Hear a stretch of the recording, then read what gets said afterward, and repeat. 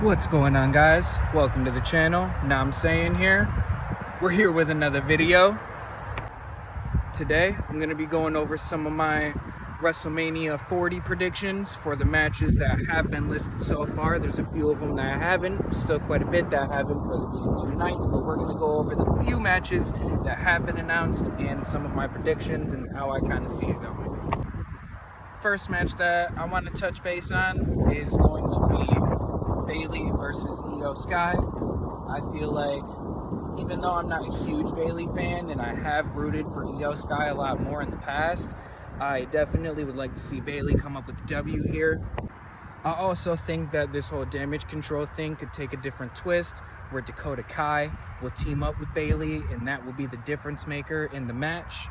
I'd see the match going back and forth for a little bit. At first, I see Bayley picking up momentum to the point that it looks like she's going to win the match. And then I see the Kabuki Warriors come out to screw Bayley over. And then, right when everybody thinks WWE sold and Bayley's not going to win, all of a sudden, boom, here comes Dakota Kai. Dakota Kai is going to come out, even the odds, give Bayley the level playing field, and Bayley's going to come out on top. That's how I see this one going. Next match that was announced that I want to go over is going to be Rhea Ripley versus Becky Lynch. Now, I like Becky Lynch, don't get me wrong, but I also go with the saying that mommy is always on top.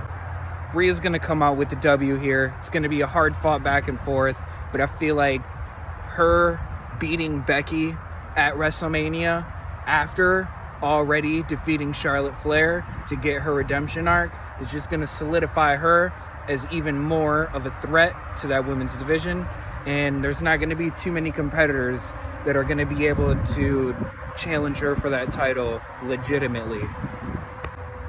The matchup that I would have liked to see is Jade Cargill versus Rhea Ripley. I'm hoping we get that in the future, and I'm hoping at some point we'll see Jade Cargill get integrated into this year's WrestleMania and hopefully not have to wait until afterwards to finally get to see her in action. Now, next I'm going to go over the Roman Reigns versus Cody Rhodes for the Undisputed Championship match. So, let's get into that. Cody Rhodes versus Roman Reigns. I think there's no way Cody doesn't finish the story here.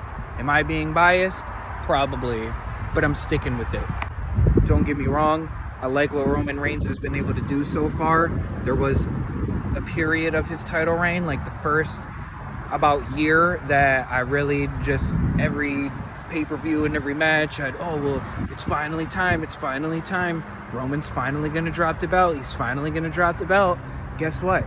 It never happened. However, leading up to this point, I feel like they've had good people that could have filled those shoes, but they've never had a good enough reason to sacrifice Roman Reigns' historic title run over somebody else getting over until now. However, I don't think Cody's going to be able to do this on his own. I think he's going to need some help. That being said, I think we're already going to see a Jimmy versus Jey Uso. It hasn't officially been announced, but it's basically confirmed at this point. We just got to keep tuning in, wait for this build-up. It's inevitably going to happen. We're going with Team Jey. Yeet! When that happens, that'll inevitably have Jimmy paired up with Jey. I see Cody calling in the likes of basically the same people that he called in for reinforcements for War Games. All the people that he's kind of stabled up with up to this point, I feel like is all going to come together similar to how it did in War Games to kind of be the downfall and the actual demise of the bloodline. I think we're going to see Randy Orton come and help Cody out. We get a little bit more of the legacy reunion that we never really truly got at Survivor Series. I feel like we might even see Sami Zayn in the mix, considering that he's kind of teetering on even having a spot at WrestleMania. This will at least give him a spot, even if it's not a full match. He can at least be involved in coming in with the inevitable interference that's going to happen, to help Cody level the playing field.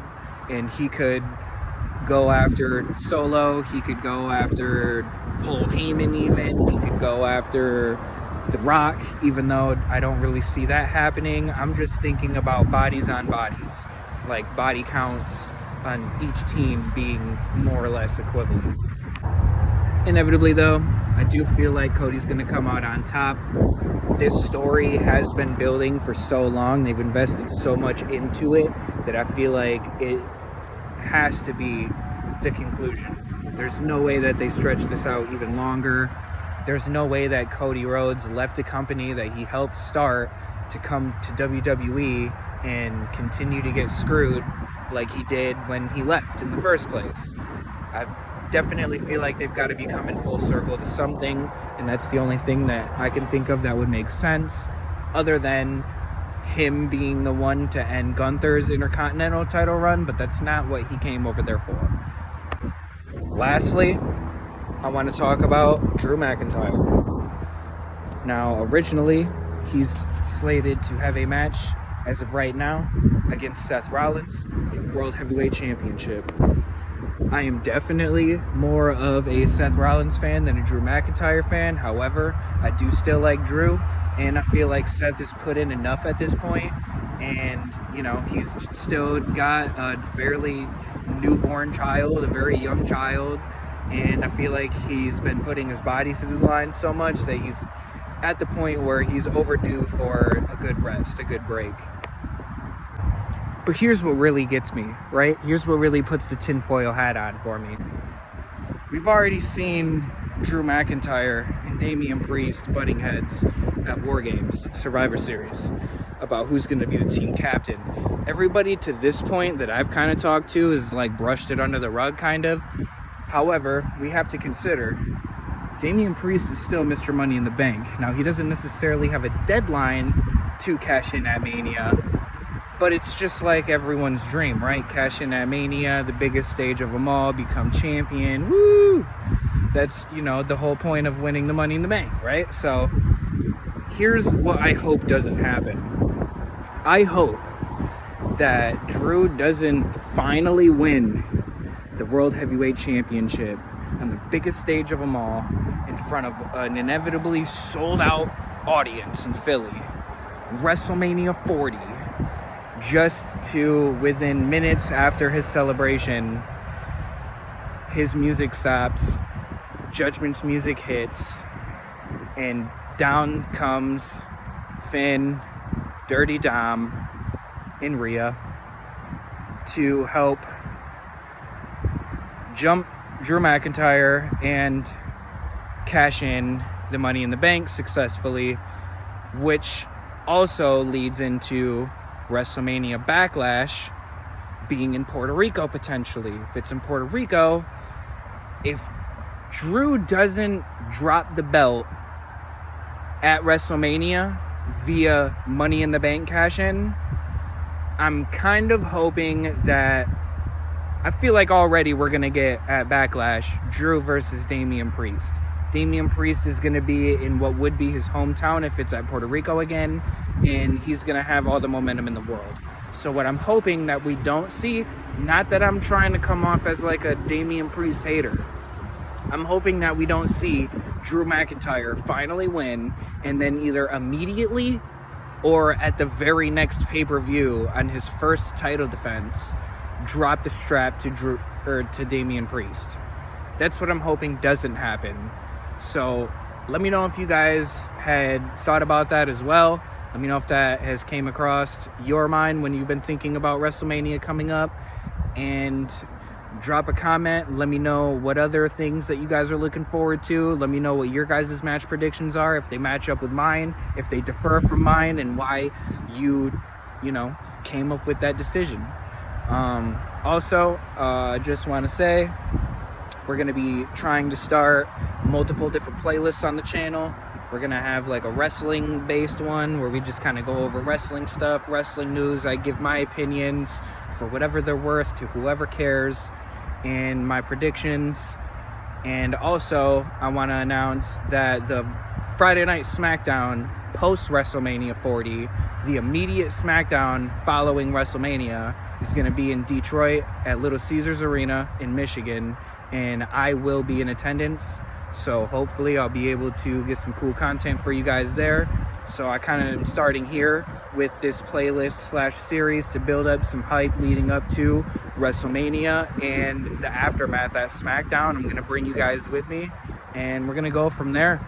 Also, if you're interested on the channel, I'm going to try and do some kind of vlog type stuff. I got some stuff planned with some homies. We're going to do some local geocache stashes and check in on those. And I feel like that'd be pretty cool content.